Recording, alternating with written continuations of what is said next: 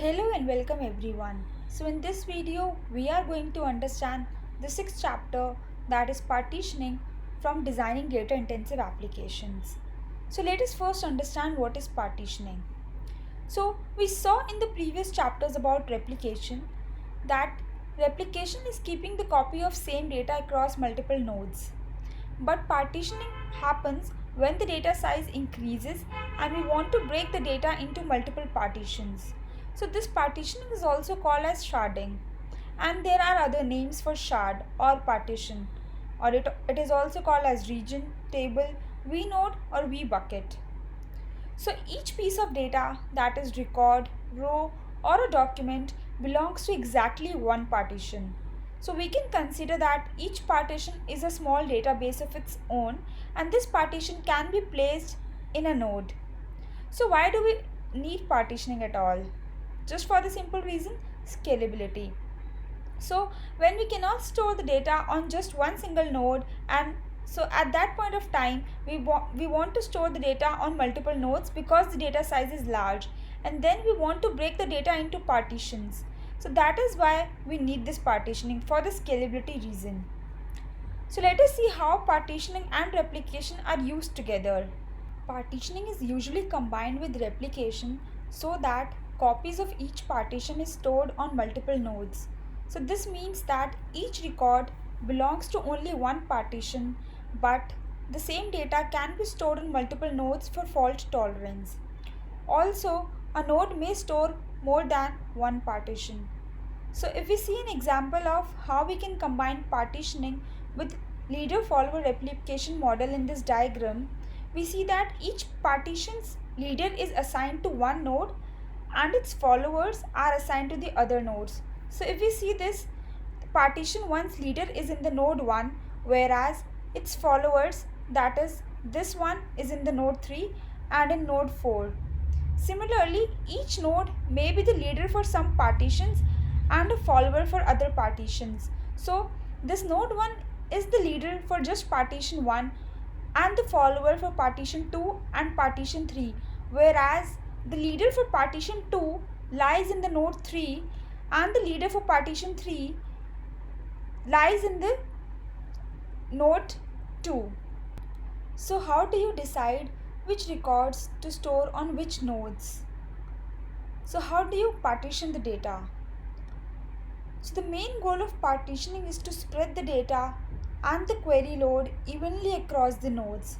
So if we have 10 nodes, it means that it should be able to handle 10 times the data as on single node and 10 times the read and write throughput of a single node. But if the partitioning is unfair, so that some partitions have more data or queries than others, we call it skewed. And the partitions with disproportionately high load is called a hotspot. So how can we avoid this at all? The simplest approach for avoiding hotspots would be to assign the records to nodes randomly. But that would distribute the data evenly across nodes, but it will create another problem. That is, when we are trying to read a particular item, we have no way of knowing which node the data is on. And so we have to query all the nodes in parallel. So do we have another way? So let's assume for now that you have a simple key value data model in which we always access a record by its primary key. So if we alphabetically sort the keys, we know we can quickly find the one we are looking for. So this brings us to the partitioning by key range. So another way of partitioning is to assign a continuous range of keys from some minimum to maximum to each partition. If we know the boundaries of each range, we can determine the partition to which the key belongs.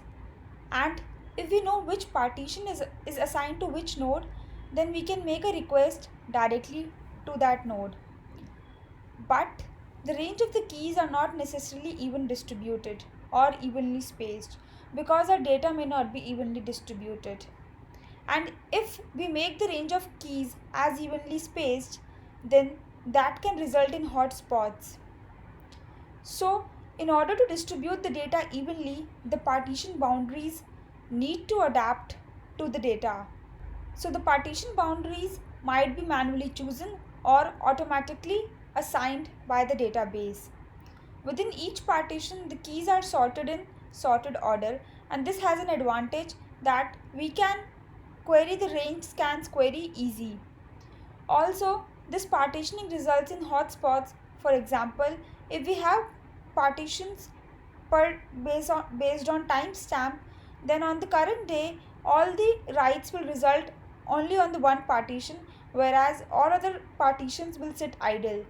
So we should choose the partition key or the partition key range in such a way that we are not creating the hotspots.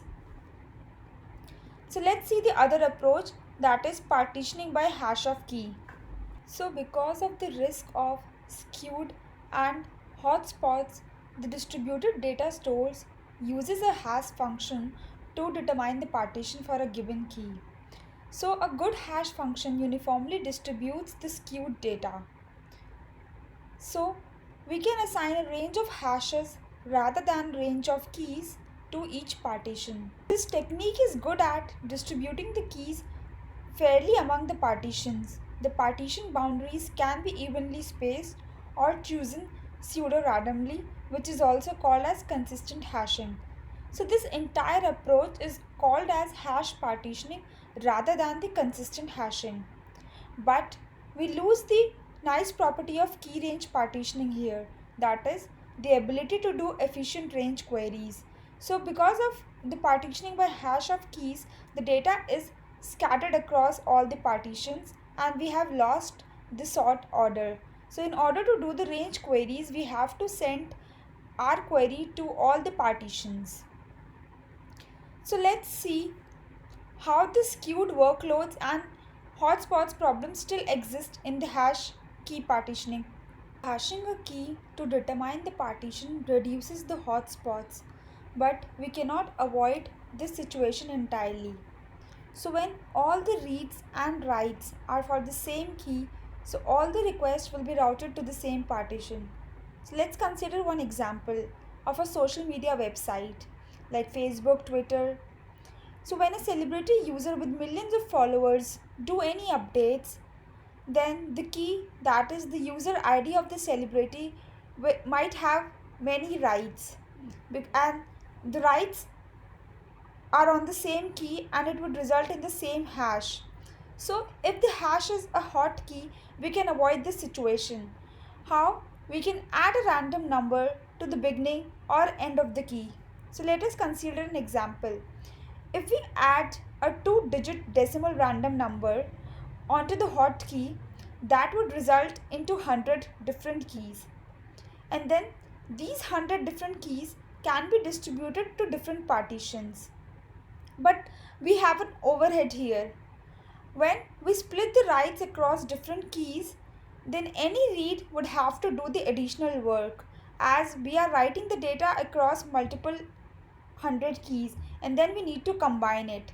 So this technique requires an additional overhead, and it makes sense to only append the random number for only a small number of hot keys, and the vast majority of keys with low write throughput would be unnecessarily overhead. So let us see how the partitioning and secondary indexes are used together. So the partitioning schemes we have discussed so far rely on a key value data model. That is, if the records are only accessed on the basis of primary key. But the situation becomes complex when there is secondary indexes. So secondary index is the one which does not identify a record uniquely but helps to search on some particular value. So let us consider we have the data of cars, and an ID, a car ID, is the primary key of a row, but we want to search on some other values like the color of the car. Then we can have a secondary indexes on the color of the car. For example, we want to search all the cars which have red color. So there are two approaches for partitioning the secondary indexes, that is by document and by term. So let us understand each one of them. So let us first see partitioning the secondary indexes by document. So let's assume that you have a database which stores the information of cars. So car ID is the primary key of a document or a row, and we have partitioned our database based on the primary key. So that means from IDs 0 to 500 we have partitioned the database and kept it in the partition 0, and from 500 IDs to 1000 IDs the data is kept in the partition 1. So if we want to search anything based on the primary key, then we know that in which partition the data lies, and then we can fetch the data. But what happens if we want to search on some other criterias like the color of the car or the maker of the car? So in that cases we require the secondary indexes. So let's say whenever a red car is added to the database partition automatically adds it to the list of the document IDs for the index entry as color red. So in this approach, each partition is completely separate. That means each partition maintains its own secondary index. So if you can see that there are two secondary indexes per partition, that is one in the partition 0 and another in the partition 1. So each partition maintain its own secondary indexes covering only the documents in that partition. So if we can see that this color red secondary index contains only 191 and 306 document ID, because these are the only two document IDs which are present in this partition 0, and similarly this secondary index in partition 1 covers only the 768 ID because this is the ID only present in partition 1. So partition does not care about what data is present in the another partition. So whenever you need to write to the database to add, to remove or update a document, you only need to deal with the partition that contains the document ID that you are writing. So for that reason, this document partition index is also known as local index rather than the global index. So there is a thing that reading from a document partition index requires care unless we have done something that all the keys are lying in a single secondary index present in the single partition. So if you can see, if we want all the cars which are red in color, then the red color cars index appears in both the partition 0 and the partition 1. Thus, if we want to search, we want to send the query to all the partitions and then combine all the results we get back. So this approach of querying a partitioned database is called scatter gather, and this makes the secondary indexes quite expensive. Also, if we query the partitions in parallel, scatter gather is prone to tail latency amplification.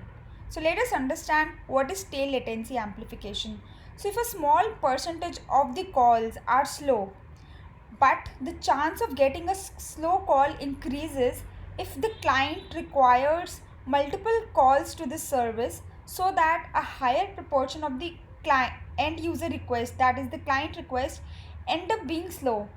So that is called tail latency amplification. Also in this approach, we should try to define the secondary index in such a way that the query for one index can be served from the one partition, but that requires care. So now let us see the another approach, partitioning the secondary indexes by term. So rather than each partition having its local index, we can construct a global index that covers the data in all the partitions. But we cannot store that index on one node because it would create a bottleneck and it would defeat the purpose of partitioning. So even that global index needs to be partitioned, but it would be partitioned differently from the primary index. So if we see the example, we can partition the color index from A to R and to keep it in the partition 0, and keep all the colors from S to Z in the partition 1. So we call this kind of index as term partition because the term we are looking for determines the partition on the index. So the advantage of this global term partition index is that it can make read more efficient. Rather than doing the scatter gather, a client can make request to the partition containing the term that it wants. So if we see here as an example, if we want all the cars which are red in color, we can look in which partition it lies. So it's in the A to R, it means it lies in the partition 0. So all the cars having the color as red contains this documents here only. So we don't have to partition, we don't have to get the data from multiple partitions. Only the data is contained in the one partition, that is partition 0. So a global index writes are slower and more complicated because a write to a single document may now affect multiple partition of the index, because every term in the document might be on a different partition or on a different node. As well as updates to the global secondary indexes are often asynchronous. That is, if we read the index shortly after a write, the change we made might not be yet reflected in the index. So let's see how the rebalancing of partitions takes place. So over the time, many things change in the database. For example, the query throughput increases. So we would want to add more CPUs to handle the load. The dataset size increases. So we would want to add more disk and RAM to store it. Also, a machine fails, then we would want that other machines to take the responsibility of the failed machines. So all of these changes require that the data and the request to be moved from one node to the another, and this process of moving load from one node to the another in the cluster is called rebalancing. So there are a few minimum requirements of the rebalancing, like after the rebalancing, the load, that is the data storage, read or write request, should be fairly distributed between the nodes in the cluster. Also, during the rebalancing, the database should be continuing to accept the reads and the writes. Also, we should not move more than the necessary data because we want the rebalancing to happen fast. So let's see what are the different strategies for rebalance. So in the previous slides, we saw an approach of partitioning the database by the hash of a key. So it's best to divide the possible hashes into the ranges and assign each range to a partition. For example, we can assign 0 to B0 to the partition 1 and B0 to B1 to the partition 2. So now you must be having a question, why not let's use hash mod n? But this would have a problem. Let's see. For example, if we have 10 nodes and if we have a key as 11, then 11 mod 10 would result in the key being saved in the partition 1. But when we changes the n, that is we change the number of nodes, the 11th key would have to be mod with 11. So that would means 11 mod 11 would be 0. So we have to move the data from one partition to the another, and this can be very expensive. So we need an approach that doesn't move data around more than necessary. So this brings us to the another strategy, that is fixed number of partitions. So fixed number of partitions is a simple approach. That is, we have to create more partitions than the nodes and assign several partitions to each node. So let's consider an example that we have 10 nodes and each node contains 100 partitions. It means there are around 100,000 partitions, and each partition has some mapping to the node. So now if a node is added, that is a new node is added, then it can steal a few partitions from the existing node until the partitions are fairly distributed once again. And in the reverse manner, if a node is removed, then the same thing happens. So the partitions are moved between the nodes, but the number of partitions does not change, nor the assignment of the keys to the partition. So if some data or record is present in one partition, that would not move. It would remain in the same partition, but only the partition would move from one node to another.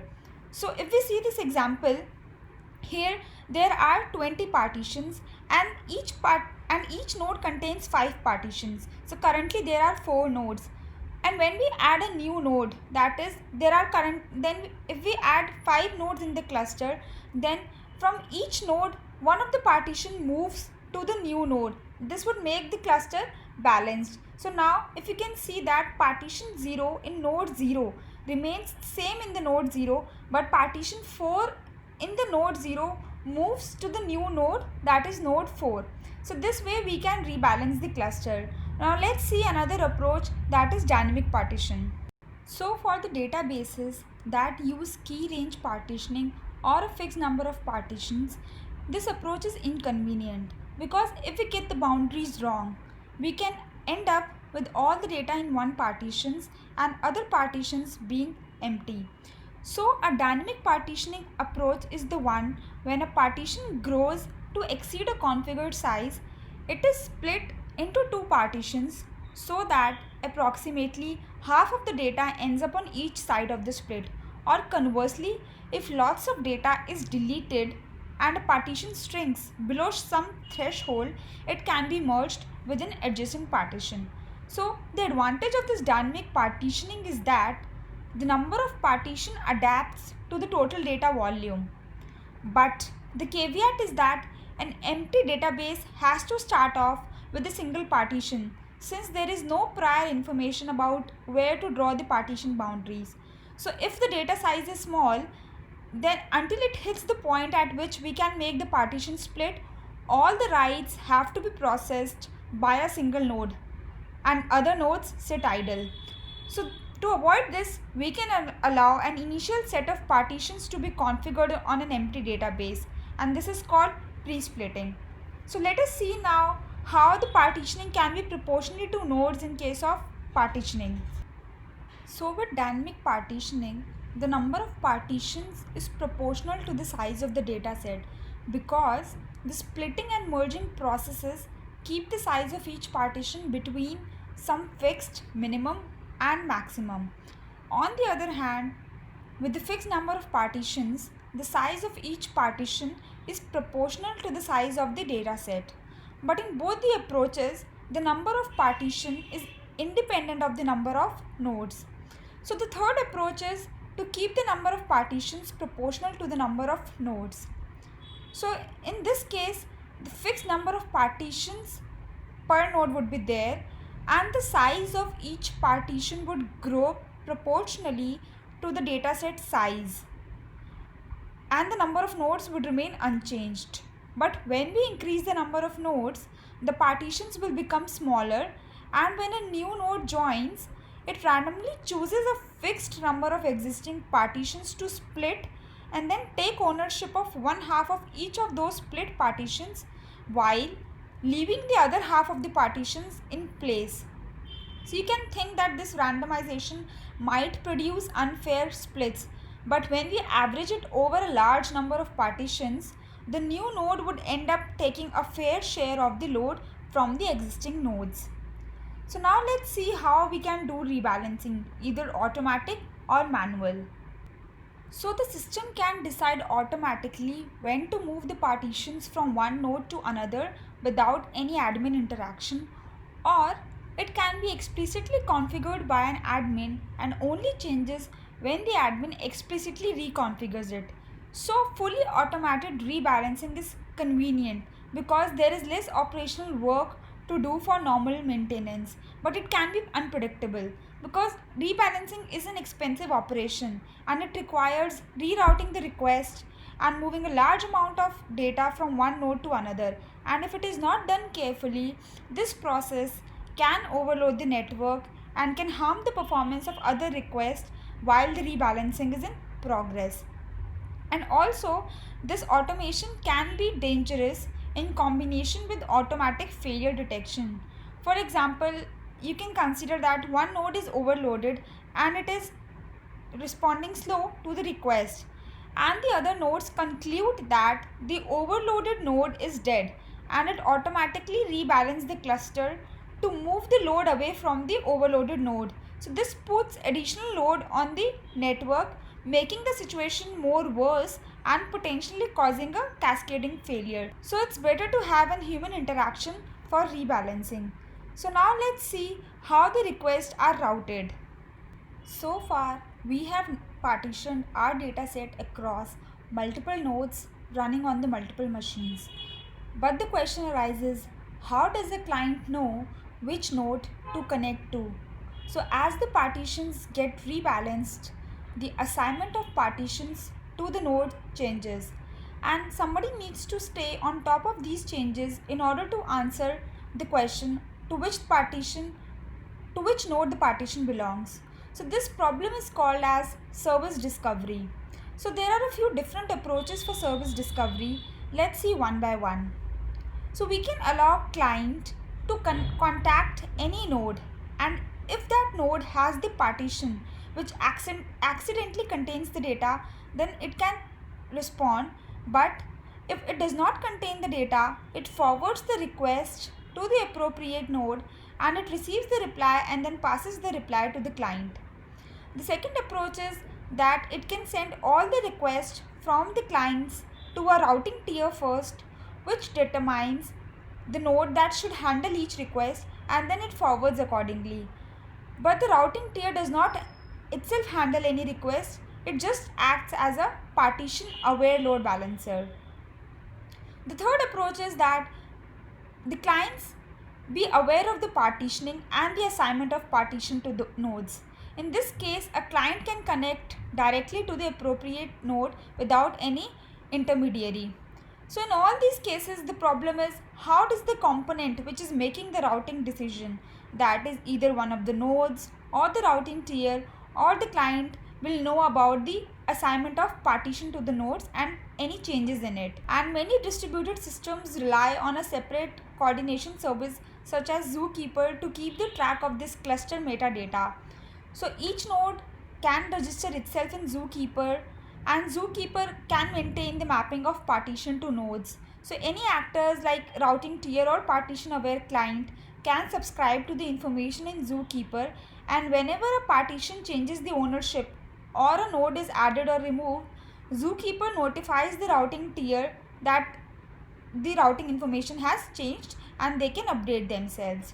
So also some of the databases use the gossip protocol, which is used among the nodes to transfer any changes in the cluster state. So this is how the request routing looks like. So now let's summarize what we have learned in this video. So we have learned about what is partitioning. We have seen multiple types of partitioning by key value, by key range, and by hash key. We have understood that how the partitioning and secondary indexes are partitioned. We have understood rebalancing of the partitioning and its importance. We have seen various strategies for rebalancing like hash mod n, fixed number of partitions, dynamic partitions, and partitioning proportional to the nodes. We have seen that how can rebalancing be done, either automatic and manual, and how the request routing is done. Thank you. I hope you understood how the partitioning is done in distributed systems and you like the content. Please share and subscribe so that it motivates me to prepare more content. Thank you.